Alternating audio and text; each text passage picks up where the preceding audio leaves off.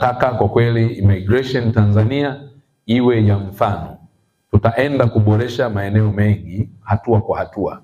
Hatua ya kwanza ni huo mfumo mlioambiwa Advanced Passengers Immigration System, lakini pia tuna mpango mwingine wa kuanzisha mfumo wa kumtambua abiria akiwa bado yuko kule nje ya nchi, mpaka anapokuja hapa tayari tuna taarifa zake in advance. Lakini pia kwenye hatua nyingine tutakuwa na mifumo ambayo itaboresha zaidi utoaji, hasa kwenye zile scanners pale airport, kwenye maeneo yetu ya bandari, kuziboresha kuwa za kisasa zaidi, ili kuhakikisha kwamba abiria wetu, wateja wetu, wageni wetu wanapokuja wawe na muda mchache sana wa kuingia kwa ajili ya kufanyiwa verification ili waweze kuingia nchini.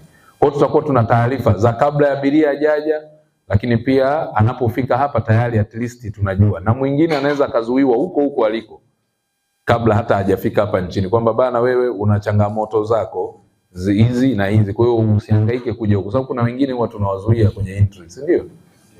Sasa hivi tunaenda kwenye mifumo ambayo mapema akiwa yuko Dubai anaambiwa kabisa, hapa hutaingia kwa sababu kuna changamoto 1 2 3. Zirekebishe changamoto zako ili uje huku na sisi tutakupokea. Tambua Mheshimiwa Dr. Samia Suluhu Hassan pamoja na Dr. Hussein Mwinyi, marais wetu hawa wamepambana na wameweka jitihada nyingi. Ukiacha jitihada na uwezo mkubwa wa kibajeti waliowapeni, mna zaidi ya bilioni 100 na kitu, sio, ambazo zimesaidia kwenye uratibu, uendeshaji, lakini pia kupata zile OC charges za kuweza kufanya operation.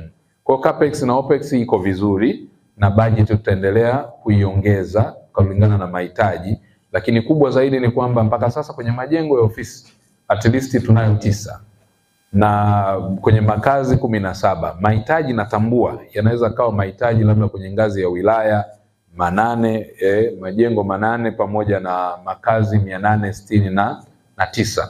Hiyo hatua kwa hatua, kama ambavyo mmeanza ujenzi kwenye baadhi ya maeneo, miradi ya mikakati ipo kwenye mpango wetu mnavyofahamu, si ndio? Wale walioanza wakati wako commissioner, mkianza kazi hata ya majengo hayakuwepo, haya 9 na wale 17, si ndio?